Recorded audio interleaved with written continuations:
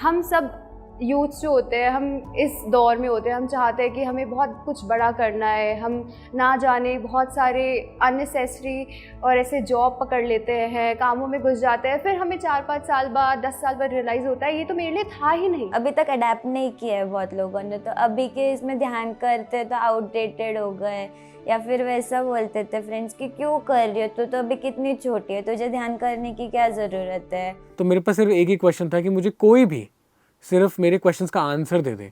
मेरी एक बहुत बड़ी प्रॉब्लम है जिसका मुझे एकदम पूरा छुटकारा पाना था, और वो था ओवर थिंकिंग। मैं एक ऐसी बंदी हूँ जो अगर मैं किसी से बात कर रही हूँ, वो मुझे सीधा सीधा बताएगा कि हाँ हमें इस समय यहाँ जाना है और ये प्रॉब्लम आ गई है, तो शायद हो सकता है कि मैं ना आ पाऊँ या हम ना जा पाए या कुछ भी। तो आई एम अ पर्सन, जो वो बोलेगा वो तो मैं सुनूंगी, बट मैं उसका एंड रिजल्ट कॉन्टम्पलेट कर लूँगी। मतलब उसने उस समय में क्या सोचा, अब उसका रिजल्ट क्या होगा, अब वो क्या रिस्पॉन्स देने वाला होगा। मतलब मेरे बिना बोले ही मैं इतना प्रिडिक्ट कर लेती थी कि जो रियलिटी होती भी नहीं थी मैं वहाँ तक सोच लेती थी। So I just wanted to get rid of this problem. तो मैं ध्यान में बैठी and that was a miracle. मैं कुछ थॉट सोचना चाह रही थी पिरामिड में, मतलब मेरा माइंड मुझे बोल रहा था कि मुस्कान थॉट सोच, बट वो थॉट आ ही नहीं रहा था। एज इफ कुछ मेरे अंदर है जो वो थॉट आ ही नहीं रहा था, वो वैनिश हो रहा था। मैं चाह भी रही थी तो भी वो चीज़ नहीं हो रही थी, क्योंकि मुझे पता है वो चीज़ सही नहीं है मेरे लिए। तो ध्यान सबसे बड़ा यही चीज़ है कि जो चीज़ आपके लिए सही नहीं है या जो चीज़ आपको परेशान कर रही है, वो आप उन सब चीज़ों से आपको दूर कर देता है, आपके बिना सोचे, आपके बिना बोले।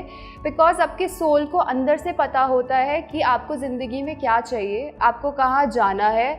विदाउट रीडिंग एनी बुक्स आपको सब कुछ पता होता है। अभी के एज में एक कॉमन टीन्स के लिए प्रेशर रहता है, एंग्जाइटी रहती है, या एक बोलते हैं ना कि मुझे आगे बढ़ते रहना है, वो जो एक फीलिंग रहती है वो हम लोग में इसके लिए आते हैं क्योंकि हम लोग खुद के मिसिंग पार्ट्स बोलते थे को किसी और में ढूंढने या किसी और के अचीवमेंट्स में देखने को ट्राई करते हैं। हम लोग कंटिन्यूसली compete करते रहते हैं, खुद से एक सेटिस्फैक्शन नहीं है, वो फीलिंग बहुत अभी ज़्यादा देखी जाती है टीन्स में और नॉर्मली सब में।